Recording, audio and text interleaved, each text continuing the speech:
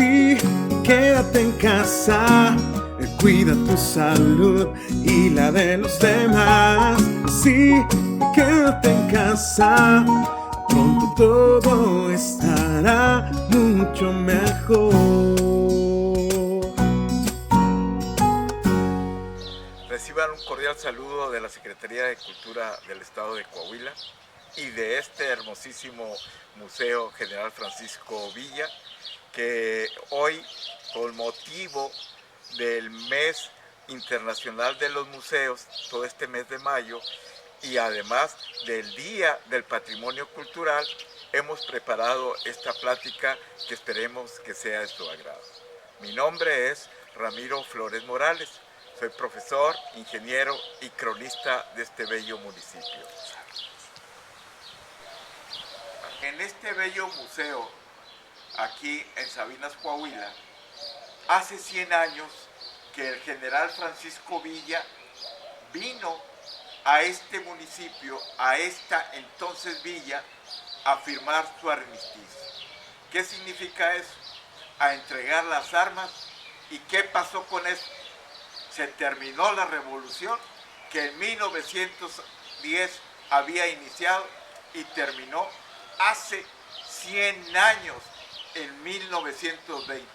Y en esta casa de la Mar, que así se le llama, y que posteriormente en el 2010 se convirtió en este bello museo para recordar el acontecimiento del fin de la Revolución Mexicana aquí en Sabinas, Coahuila. Aquí fue la cuna de la paz de la Revolución. En 1920, el único movimiento armado que existía en el país era el que representaba al general Francisco Villa. Y él tenía asoleado tanto a Chihuahua como a Durango y parte de Coahuila. Su actividad guerrillera en ese entonces, pues no ponía en paz al país. Hasta que, cuando el general Villa intervino en tratos con el presidente provisional Adolfo de la Huerta, se animó desde Encinillas, Chihuahua, ahí casi con la frontera entre Ocampo y el estado de Chihuahua, son 450 kilómetros. Él en 6 días cabalgó día y noche siguiendo la ruta del agua, donde pudiera haber este vital líquido para abastecerse, y con las altas temperaturas por el terreno desértico, llegó aquí a la villa de Sabinas el 26 de julio de 1920.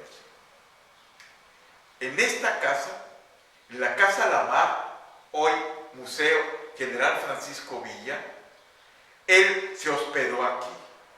Él vino y se posesionó de esta casa, que pertenecía a un comerciante de la industria del ferrocarril y de la minería, Lucius Mirabeau Lamar. Él se hospedó aquí y mandó traer a 200 metros de esta casa, está la estación de ferrocarril, que en aquel entonces pues era el único medio de comunicación que existía. De ahí se trajo la línea telegráfica y desde aquí empezó a tener comunicaciones él a través de su capitán Trillo con el presidente de la República. Se enviaban telegramas de que él estaba allá en Sabinas, Coahuila. El mundo y los generales del presidente de la República, Adolfo de la Huerta, creían que Villa todavía andaba por Chihuahua. Fue sorpresiva la noticia de que Villa estaba aquí. Entonces, el presidente acepta entrar en pláticas con Villa y le dice: te voy a mandar a mi representante, al general Eugenio Martínez, que se encontraba en ese momento en Torreón, Coahuila. Para eso entonces, cuando Villa llegó hacia aquí, desde la estación de Barroterán, desde ahí, empezó a levantar las vías del ferrocarril para evitar alguna sorpresa militar que se vinieran a través de las vías. Y lo mismo hizo acá hacia el norte, hacia Piedras Negras, levantó las vías, se quedó incomunicado, y aquí en Sabinas. Ahora, si ustedes se preguntarán, bueno, ¿y por qué Sabinas? ¿Por qué escogió el Centablo del Norte, la villa de Sabinas? Muy fácil. La respuesta era obvia y era táctica militar del general Villa. Aquí en Sabinas era el principal acopio, se recibía aquí todo el carbón mineral. ¿Qué constituía el carbón mineral en ese entonces? Les estamos hablando de la segunda década del siglo pasado. Pues era el combustible, era el energético. En ese entonces no había gasolina, ni diésel, ni nada de eso. ¿Con qué se movían los trenes? Con carbón. ¿Con qué se fundía el acero? Con carbón. ¿Con qué se movía toda la industria pesada de hilados, de tejidos, de empresas que existían en aquel entonces? Con carbón. Entonces él pensó, si me apropio del carbón, si me apropio del energético que mueve al país, a fuerza me tienen que hacer caso. Y así fue. Llegó y empezó a comunicarse. Cuando acepta el general Villa que venga el general Eugenio Martínez, se dedica otra vez ahora a reparar las vías para que pueda llegar en paz. Para ese entonces, al pueblo, cuando llegó al 26, todo el mundo se asustó, porque ya sabía cómo era el general Villa. Un diciembre antes, en 1919, había estado en Melchor Musquiz, y ahí se había hecho un asalto que se llevó el dinero, se llevó ganado, se llevó muebles hacia Chihuahua, hacia Encinitas. Entonces la gente se asustó, amaneció asustada. Era el tiempo de la canícula. La gente dormía ahí afuera, en el patio, para poder soportar los grandes calores. También les quiero comentar que en ese entonces los ciudadanos vivían muy tranquilos, muy cómodos. Ese día había sido un lunes que pues era como cualquier otro. Los niños iban a preparar para la escuela. Pero Villa llegó a las 5:30 de la mañana. Entró por el río, por lo más bajo del río. Venía con 400 jinetes y todos ellos empezaron a gritar: ¡Viva Villa! ¡Aquí está Villa! ¡Viva Villa! Entonces, pues los sabineses se asustaron. Los sabineses se apanicaron. Empezaron a esconder a sus hijas, empezaron a esconder a sus pequeños ahí, porque sabían del terror que podía causar el general Villa. Entonces, esa situación se vivió el 26 de julio de 1909. Villa manda una partida hacia el cuartel militar que existía aquí, hacia el este de Sabinas. Fue y pidió que entregaran las armas, que entregaran la plaza. Y el capitán que estaba ahí le dijo: mis respetos, pero las plazas no se entregan, las plazas se ganan a punta de balazo. Pues así se hizo. Y mataron a 3 de los 25 que había ahí, y dieron a otros 3, y los demás se rindieron. Villa no quería eso. Villa venía en son de paz, pero la guardia militar de aquí se le enfrentó. Pues bien, una vez que ya se posesiona de la plaza y se viene aquí, Villa empieza a atraer a los principales y más fuertes comerciantes que aquí existían. ¿Para qué? Pues bueno, pues para pedirles su colaboración, su participación económica para el sostenimiento de su gente. Y trajo a los dueños de Trueba y Pago, que era una casa comercial muy grande, de La Novedad, y les pidió que lo apoyaran con ropa, con pañuelos, con caramayolas, con los zapatos, lo necesario para sus hombres. Y Sabinas se distinguía en ese entonces por contar con la única planta cervecera que existía en Coahuila. ¿Cuál era? La cervecería Sabinas, que llevaba este líquido de cerveza hasta Ciudad Juárez. La exportaba también hacia San Antonio. La cervecería Sabinas, cuyo propietario era un alemán, Herlingen se apellidaba, Carlos Herlingen. También lo mandaron traer, no quería venir. Se lo trajeron a la fuerza y entonces le quitaron 5,000 pesos. 5,000 pesos, que de aquellos tiempos pues era bastante dinero. Y también a quién mandó traer, al presidente municipal, a José María Treviño, que le apodaban el tío Chepo. Él era comerciante. Y le dice el general Villa: ¿con que usted es el presidente? Sí, señor. Pues bueno, aquí estamos en su pueblo y vengo en son de paz, pero necesito pues que me apoye. Que me apoye porque ahorita venimos bien gastados. Le dice el presidente: señor general, con el debido respeto, no tenemos dinero. Es más, ya les debo 5 semanas a los maestros, no les he podido pagar. Aquí hay 3 escuelas municipales que les tengo que sostener y no he tenido dinero.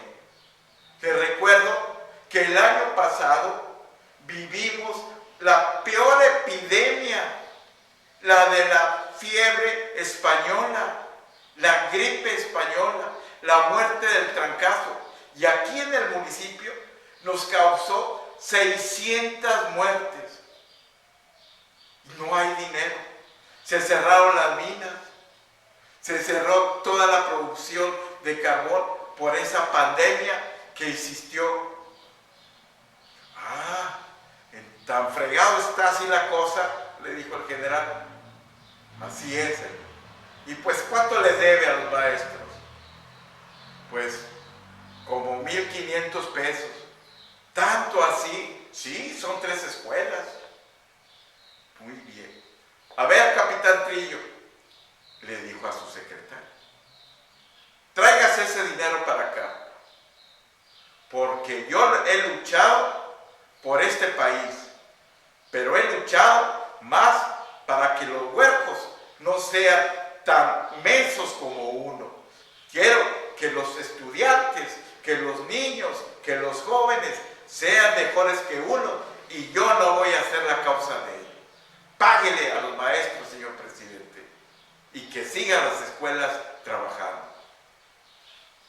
Esa era una prueba de la bondad, de la sensibilidad que el centauro del norte, el aguerrido hombre, que fue el único que atacó a Estados Unidos en el 16 a Colombo, Nuevo México, que fue el único que envió a Estados Unidos tropas en la expedición punitiva para buscarlo y matarlo, y nunca lo pudieron hacer. Aquí en Sabinas dio una prueba de su nobleza de corazón. Y así fue. Tan pronto como los sabinenses se dieron cuenta de que el general Villa venía en son de paz, se empezaron a acercar. empezaron a venir. En lo que se hacían todos los telegramas que iban y venían con el presidente de la República y con el general Eugenio Martínez, que ya venía de Torreón, y el 27 iba a aparecerse aquí en Sabinas. La gente, pues imaginan ustedes, el principal personaje de la revolución, del que tenía mayor conocimiento, era de Villa. Villa se supo dar mucha publicidad. Villa hasta había contratado que lo filmaran sus batallas, había contratado camarógrafos y fotógrafos, y además Villa dio pruebas siempre de su valentía y de su inteligencia. Aquí en Sabinas, esa es otra de las causas que dicen que había venido Villa a ver a unos generales que lo habían atacado. ¿Quién? Al único que le tenía miedo, entre comillas, Pancho Villa, porque nunca le había ganado, fue a un sabinense, al general Francisco Murguía, que aquí en Sabinas vivía y se dedicaba a la profesión de fotógrafo. Y después, cuando se va a defender las causas de Madero y de Venustiano Carranza, él fue un aguerrido defensor del constitucionalismo y luchó contra Villa. Y siempre le ganó. Es más, quien le puso el apodo a Francisco Murguía de Pancho Reatas fue Villa, porque Francisco Murguía no fusilaba a los villistas que capturaba, los colgaba con mecate, con riatas.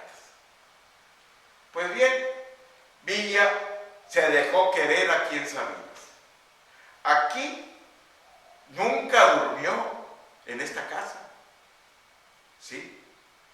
¿Por qué? Porque él tenía la costumbre de no dormir en el mismo lugar. Entonces, no comió aquí. ¿Por qué? Porque también siempre tenía miedo de que lo envenenaran.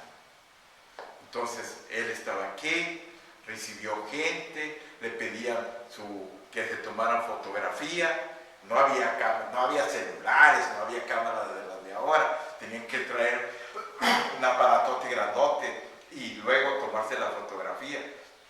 Y así lo hizo. Aquí en Sabinas, afortunadamente, se tomaron muchas fotografías de ese momento histórico. Quiero comentarles que también Villa, cuando toda su gente la dejó a la orilla del río, y que cuando mandó traer al propietario de la cervecería Sabinas, le dijo: el tiempo que yo esté aquí con mi gente, ni una cantina va a estar abierta, ni una cerveza se va a vender. Habrá ley seca, si no, te mato. Y así fue. Una gota de alcohol no se derramó en esos 4 días que va a estar el general Francisco Villa aquí en Sabinas, Coahuila. El 27 llega el general Eugenio Martínez. Villa se va de aquí a los 200 metros y recibe a Eugenio Martínez, se saluda, se da una fraternal abrazo y se vienen todos hasta este sitio a empezar a platicar. Hacía mucho calor, entonces se van hacia el patio, ahí en la sombra de un encino, de un palo blanco también que había, ahí se quedaron. Y allí se empezaron el diálogo y las pláticas de lo que quería Villa, de lo que le ofrecía el gobierno, que sí, que no, y ahí estuvieron. Total, ya en la noche, ya casi en la noche, tarde noche, se acuerdan de que ya el otro día van a firmar el Tratado de Sabinas. Se van a la orilla del río, los dos generales, porque el presidente municipal, José Treviño, les tenía preparado allá una comida. Los sabineses siempre nos hemos distinguido de ser hospitalarios. Y esa era una ocasión para demostrarlo. Entonces, allá, con toda su gente y las sabineses que acudieron, unos llevaban tortillas, otros llevaban salsa, otros llevaban empanadas. Y ahí ya se habían preparado dos reses para hacerla en carne asada y también unos cazotes ahí con frijoles. Y todo el mundo contento, todo el mundo en paz, y ese espíritu de paz por fin se iba a respirar en nuestro México después de 10 años de una lucha sangrienta y fratricida que había existido entre los mexicanos desde 1910. Y así, pues comieron y se divirtieron allá en las riberas de nuestro bello río Sabinas. También los generales tuvieron la oportunidad de tomarse una hermosa fotografía ahí con toda su principal gente, los constructores de la paz revolucionaria. Vemos en esta foto el general Villa con el general Eugenio Martínez, pues todavía platicando sobre lo que va a ser la entrega de las armas del único rebelde que había todavía en 1920. Esa noche, la noche del 27, quizás haya sido, después de 10 años, la noche más tranquila, más en paz que debió de haber vivido el general Pancho Villa. Por fin respiraba tranquilo, por fin se imaginaba la paz de su México, por fin él se veía en una hacienda que le iba a regalar el gobierno y también para su gente, trabajando, laborando en favor de sus propias familias. Así debió haberse quedado dormido el general Villa.